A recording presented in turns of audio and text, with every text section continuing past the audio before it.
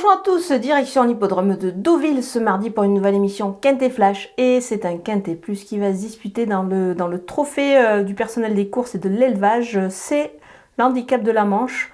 C'est une épreuve, un handicap qui est réservé aux chevaux âgés de 3 ans et plus. Il faut faire preuve de tenue sur ce parcours de 3200 mètres.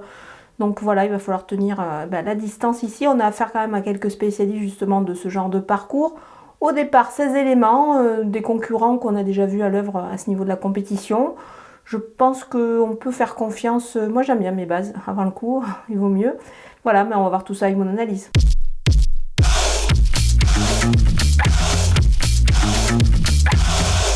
On attaque avec mes bases et le numéro 6, Wood City. Il enchaîne les bonnes sorties à ce niveau-là, ce cheval-là. C'est juste une question de distance à mon avis avec lui. S'il tient les 3200 mètres, et je pense que ça devrait pouvoir le faire à mon avis.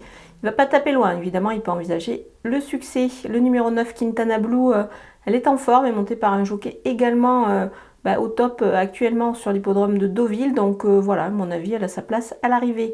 Le numéro 1, My Charming Prince, on le connaît bien évidemment, ce super cheval qui se donne toujours à fond. Il a encore prouvé récemment à ce niveau-là. Alors même s'il découvre la distance, mais c'est quelques mètres supplémentaires par rapport à ce qu'il a pu déjà faire. Moi je pense qu'il devrait tenir avec une bonne course, un bon parcours et conclure une nouvelle fois dans la bonne combinaison. Les opposants avec le numéro 12, Baden Rocks, on le connaît lui aussi ce cheval à ce niveau de la compétition, il a fait ses preuves dans cette catégorie-là, je pense qu'il a les moyens de remettre ça ici dans cette épreuve, donc on va pas le lâcher, on va le suivre en confiance. Le numéro 3, Salossin, il vient d'effectuer sa rentrée, à mon avis il est à surveiller de près, parce qu'il a dû accuser des progrès sur cette tentative, donc attention à lui. Le numéro 2, Sir George, c'est la ligne avec Marching Prince sur l'hippodrome de Vichy. Moi j'aime bien cette perf, du coup je garde cette ligne effectivement. Je vais le reprendre sur son récent échec où je pense qu'il n'a pas pu donner sa pleine mesure, il n'a pas bénéficié d'une super course. Donc voilà, c'est un rachat attendu à mon avis.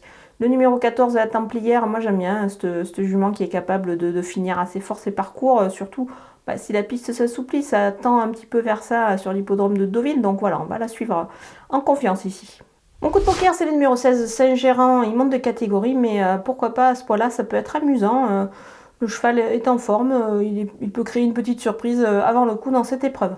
Les outsiders avec le numéro 15, Degbou, il traverse une belle passe en ce moment ce cheval-là. Il peut créer une surprise à l'arrivée, c'est pour ça que moi je vais m'en méfier, même s'il fait partie un petit peu des regrets, puisque je l'ai mis un petit peu plus bas dans ma sélection, mais attention à lui, surtout sur cette distance. Le numéro 7, Matori Gold, n'a pas une grosse marge de manœuvre, évidemment, au poids, mais attention, elle peut prendre une belle place dans cette épreuve. Le numéro 4, Palémon, c'est un bon cheval. Il est à retenir, mais plus peut-être pour une place à cette valeur-là. Sa marge n'est également pas énorme. Le numéro 11, Edwina, elle a réalisé des choses intéressantes. Alors, elle n'a pas, elle non plus, beaucoup de marge de manœuvre au poids, mais quand même, attention, c'est sur 3200 mètres.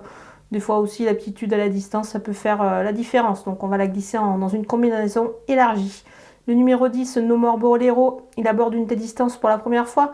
Maintenant, c'est pas ça qui me dérange le plus, c'est peut-être un petit peu sa valeur, mais voilà, il peut pourquoi pas lui aussi se glisser à l'arrivée en cas de défaillance des favoris. Le numéro 5, Agaris Moon, il a de la tenue, mais doit un petit peu rassurer. C'est pour cette raison que je l'ai glissé plutôt en bout de piste.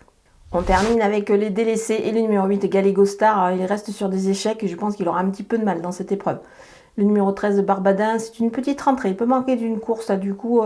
c'est pour ça que je préfère faire l'impasse. Après tout, il faut aussi prendre un petit peu des risques dans ce genre de handicap pour essayer de toucher la bonne combinaison. Voilà, on a passé en revue tous les partants de ce Quintet Plus de Deauville. Je vous laisse avec ma sélection et mes conseils de jeu.